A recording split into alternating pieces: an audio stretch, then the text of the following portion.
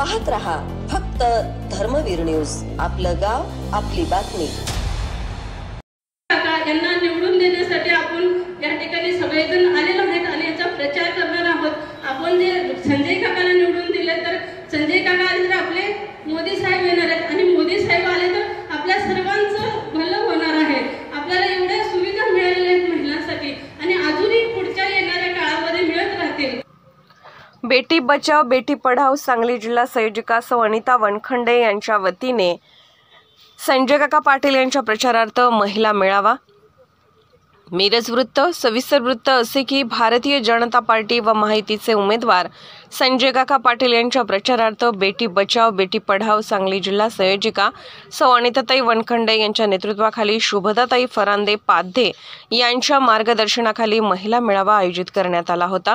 केंद्र सरकारने गेल्या 10 वर्षात महिलांच्यासाठी अनेक नवनवीन योजना आणून महिलांना सक्षम बनवण्यासाठी अधिक प्रयत्न केले असल्याने पुन्हा प्रधानमंत्री नरेंद्र मोदी यांना निवडून देण्याचे आवाहन यावेळी करण्यात आले।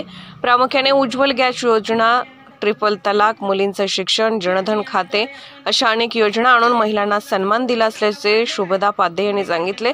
केंद्र सरकारच्या योजनेतून तब्बल 12 कोटी शौचालयाला अनुदान दिले असल्याचे सौ अनिताताई वनखंडे यांनी सांगितले। स्त्री भ्रूण हत्या रोखण्यासाठी जनजागृती अभियान बेटी बचाओ बेटी पढ़ाओ अंतर्गत विशेष मोहीम राबवली गेली व मुलांच्या तुलनेत मुलींची संख्या घटत असल्याने यांच्यावर विशेष अशी मोहीम राबवत महिला व मातांना न्याय दिला असल्याचे स्वातीताई शिंदे यांनी सांगितले।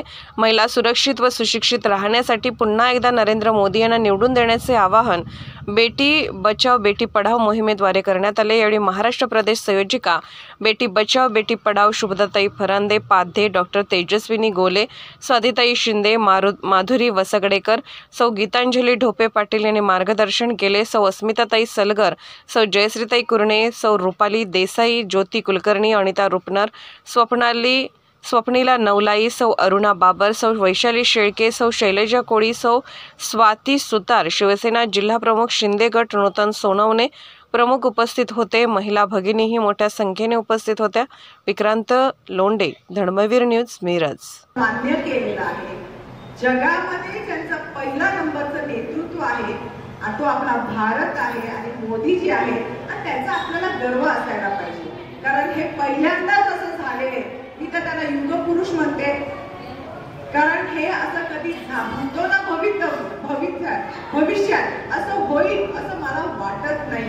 तर ज्यांना जगाने मान्य केलेले आपण तर त्यांचे घरचे आहोत आणि ते जर तुम्ही बघितलं तर तुमच्या लक्षात येईल की मोदीजी आपण म्हणतो चायवाला पंतप्रधान बन गया, पण ते चायवाला पंतप्रधान असेच झालेत का? नाही, त्यांनी त्यांच्या आईला चुलीवर स्वयंपाक करताना बघितलेले, चूल फुटताना बघितले, म्हणून तेव्हा कदाचित त्यांच्या डोक्यात आलं असेल जर मी त्या उच्च पोझिशनवर गेलो तर सर्वात पहिला मी ते उज्ज्वला योजना आणेन आणि म्हणून ती उज्ज्वला योजना आणेन। सभापती म्हणून पण तिने काम केलेलं आहे। अशा अनिताताईंना तुम्ही जिल्हाध्यक्ष केलं त्याबद्दल देखील तुमचं अभिनंदन करतो। कारण काम करण्यासाठी आपल्याला आवड लागते, आवड लागताना वेळ द्यावा लागतो आणि हे सगळे गुण अनिताताईंच्यात आहे। हे काम करत असताना मला या ठिकाणी तुम्हाला सांगायचं आहे, ज्या पद्धतीने अभियान राबवलं त्या पद्धतीने फक्त अभियान राबवलं गेलं नाही तर 100 असे जिल्हे नेमले गेले, शोधले गेले, निवडले गेले की ज्या जिल्ह्यामध्ये आपल्याला मुलींच्यासाठी काम करता येईल। आणि सांगायचं दुर्दैव म्हणजे महाराष्ट्रामध्ये जे 10 जिल्हे होते त्या 10 जिल्ह्यामध्ये 2 जिल्हे होते, एक कोल्हापूर जिल्हा आणि दुसरा जिल्हा सांगली जिल्हा, की ज्या सांगली जिल्ह्याचा रेट अत्यंत मुलींचा कमी होता, अत्यंत अल्प होता। या ठिकाणी मला सांगायचं आहे, म्हैसाळसारखं प्रकरण तुम्हाला आठवत असेल, ज्या म्हैसाळच्या प्रकरणानं आपल्या सांगलीची म्हणजे नामुष्किली झाली। आज आम्ही महिला म्हणून काम करत असताना स्त्री भ्रूण हत्या म्हैसाळमध्ये घडली, अजूनही ती केस सुरू आहे। तर आज जेव्हा सांगलीचा विचार आपण करतो आणि सांगलीसाठी आपण काम करतो, सांगलीचं नाव आलं, त्यामुळं सांगलीमध्ये या ठिकाणी काम करणं अत्यंत गरजेचं होतं। ज्या पद्धतीने मी तुम्हाला सांगितलं की 2014 साली जेव्हा आपल्या देशाचे पंतप्रधान नरेंद्र मोदी पंतप्रधान झाले तेव्हा त्यांनी ठरवलं की पंतप्रधान झाल्यानंतर मी काय करेन, मी काय करेन म्हणजे ज्या वेळेला संसदेच्या आत जाताना त्यांनी वचन घेतलं, म्हणजे आपलं मस्तक त्या पायरीवर ठेवलं, डोकं खाली ठेवलं आणि त्यांनी ठरवलं की आपल्याला महिलांसाठी काम करायचं आहे, आपल्याला मुलांसाठी युवकांसाठी काम करायचं आहे, आपल्याला गोरगरीब जनतेसाठी काम करायचं आहे आणि आपल्याला शेतकऱ्यांसाठी काम करायचं आहे. आणि हे काम करत असताना जेव्हा महिलांना केंद्रबिंदू ठेवून त्यांनी काम करायचं ठरवलं, त्यावेळेला अनेक योजना आल्या गेल्या. तुम्ही विचार करा, आजची ही सभा होतीये, ठीक आहे, आम्ही निवडणुकीच्या पार्श्वभूमीवर याचं आयोजन केलेलं आहे, परंतु या ठिकाणी जमलेल्या महिलांना मला विचारायचं आहे, ज्या वेळेला पहिली योजना मातृवंदना योजना, की ज्या योजनेद्वारे प्रत्येक महिलेला, गरोदर महिलेला 6,000 रुपये शासन दिलं, मोदी सरकारने दिली. सरकारच्या अनेक योजना आहेत की त्या आपण सर्व महिला लाभ घेत आहेत आणि विशेष करून महिलांच्या वरती जास्त लक्ष आपल्या मोदी सरकारांचं आहे. बऱ्याच योजना आता तरी जानेवारी महिन्यापासून आपल्या दादांनी परवा घोषित केलेलं आहे की 12वी नंतरचे जे उच्च शिक्षण आहे ते सर्व मुलींना मोफत मिळणार आहे.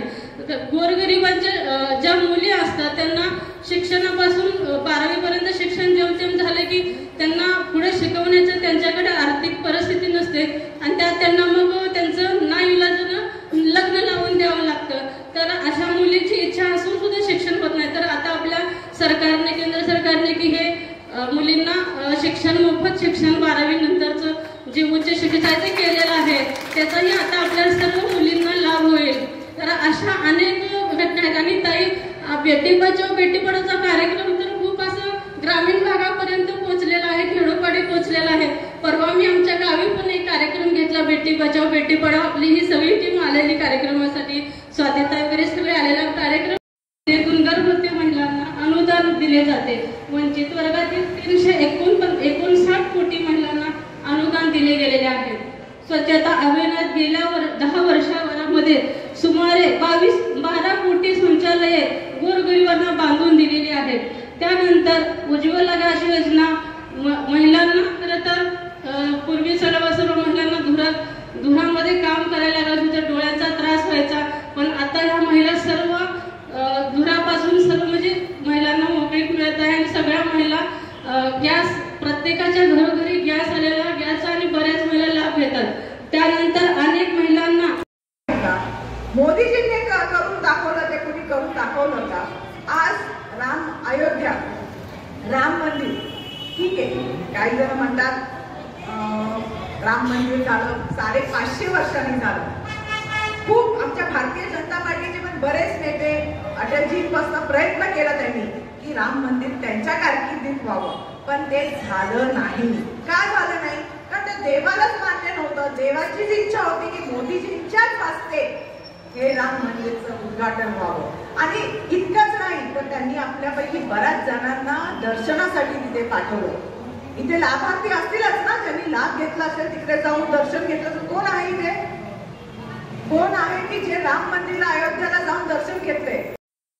ज्या लाभार्थी ज्यांना जमत नाही, जे जाऊ शकत नाही, त्यांना तिकडे घेऊन जा असं सांगण्यात आलं. मी आताच विदर्भाचा प्रचार करून आले आणि गडचिरोली एरिया आपल्याला सगळ्यांना माहिती आहे की नक्षलवाद आहे, तिथे गोंदिया भाग आहे की जिथे आदिवासी समाज खूप मोठा आहे. पण तिथे मी ग्रामीण भागात आदिवासी समाजात जाऊन जेव्हा मी त्यांच्याशी बोलत होते आणि त्यांना विचारत होते की तुम्हाला रेशनिंग दिलं, कोणी दिलं? मोदी सरकारने दिलं. मग तुम्हाला शौचालय कोणी दिलं? मोदी सरकारने दिलं. मग तुम्हाला अजून काय दिलं? तर आम्हाला आयुष्यमान भारतचं कार्ड दिलं, आम्हाला एक आता जे आलंय लेक लाडकी योजना, त्याचे आम्ही फॉर्म भरलेत, आम्हाला 1 लाख रुपये मिळणार आहे. हे सगळे विश्वकर्मा योजना आहेत, जे 12 बांधुतेदार आहेत, तर त्यांचे आम्ही फॉर्म भरलेले आहेत. असं वेगवेगळे विषय ते सांगत होते. आणि ते तर मी मग तुम्हाला कोण पाहिजे? नाही, परत मोदी सरकार पाहिजे. म्हणजे ज्यांना काही समजत नाही, ज्यांच्या तिथे नेटवर्क नाही. माझा तर फोनच बंद होता, कारण तिथे आयडिया बिडियाच फक्त चालतो, तर फोनच बंद होता. आणि अशा ठिकाणी सुद्धा मोदीजींचं नाव पोचलेले हे खूप मोठी गोष्ट आहे.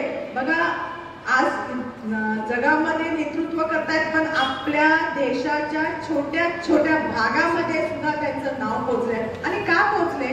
असंच पोचले का? तर त्यांचा पायाला भिंगरी आहे. त्यांच्या डोक्यावर बर्फ आहे आणि त्यांच्या तोंडात साखर आहे. लोक म्हणतात मोदीजी बोलत नाही, पण आमचं भारतीय जनता पार्टीचा नियमच आहे बस बोलायचंच नाहीये. कशाला बोलायचं? जिथे बोलायची गरज आहे तिथेच बोलतात. त्यांच्या डोक्यावर बर्फ आहे आणि तोंडावर साखर आणि पायाला भिंगरी आहे. एक मोदी द अनटोल्ड है ना, पण 3 तलाक आणि 3 तलाक तलाक तलाक तलाक म्हणून संबंध तोडून टाकतात. इतकं सोपं आहे त्यांच्यामध्ये. पण आज ह्या कायदा त्यांनी आणला मोदीजींनी, आणि विचार करा आपल्याला आपल्या समाजात कुठला जर बदल करायचा असेल तर तो किती कठीण जातो. आणि दुसऱ्या धर्माच्या मध्ये जाऊन धर्मामध्ये जाऊन तिथे एक ऐतिहासिक बदल करणं हे सोपं काम नाहीये. म्हणजे मला एक सही आणता आली नाही. ते मला म्हटले हम साईन तो देंगे. मी सगळं डॉक्युमेंट करून पेपरवर्क करून गेले त्यांच्याकडे, तर कोणीही सही द्यायला तयार नाही. एकही व्यक्तीने मला सही दिली नाही. हमको ये मंजूर है, हमको अच्छा लगता है, ये जो कदम उठाया है 3 तलाक निकालने का वो बहुत अच्छा है, लेकिन हम साइन नहीं कर सकते. क्यों नहीं कर सकते? क्योंकि मला समाजाची माहिती आहे. क्यों नहीं कर सकते? का तर मला माझ्या घरातलं सांगता आपण समाजाच्या विरोधात का जायचं. म्हणजे प्रत्येक त्या महिला अल्पसंख्याक भगिनींच्या मनात होतं की हे 3 तलाक जावं. आणि जेव्हा 2019 मध्ये हे केलं, हा विषय संपला, एक नवीन कायदा आला, त्यावेळी खरंच त्यांना एक समाधान लाभलं आणि मला फोन करून सांगितलं. त्यामुळे अशा काही गोष्टी मोदीजींनी केलेल्या आहेत. 370 कलम 370 कलम तुम्हाला माहिती, आपण सगळे म्हणतो स्वित्झर्लंडला जायला पाहिजे, ऑस्ट्रियाला जायला पाहिजे, स्पेनला जायला पाहिजे, पण मी म्हणते आपल्या भारतामध्ये स्वित्झर्लंड आहे, काश्मीर आहे. काश्मीर अतिशय सुंदर आहे, पण त्यांच्याकडे जे इन्फ्रास्ट्रक्चर आहे ते आपल्याकडे नाही. हे 370 कलम वाटून आपण इन्फ्रास्ट्रक्चर करू शकतो. आणि खरं सांगते त्या स्वित्झर्लंड पेक्षा पण आपलं काश्मीर अति गडबडीने सांगायला आलेली आहे की आपल्याला मोदीजींना निवडून द्यायचंय. मोदीजी की हवा आहे, पण ती फक्त हवा खाता कामा नाही. ते म्हणतात ना, आपण ते एक गोष्ट आहे की उद्या जाऊन सगळ्यांनी त्या शिवलिंगावर दूध द्यायचं. एका गावामध्ये असं ठरतं, मग तो म्हणतो मी का दूध वाहू, मी पाणी वाहतो, असं प्रत्येक जण विचार करतो. आणि शेवटी काय होतं, तिथे सगळे पाण्याने स्नान होतं शिवलिंगाचं आणि कोणी तिथे दुधाचा अभिषेक होतच नाही. तसं होऊ नये.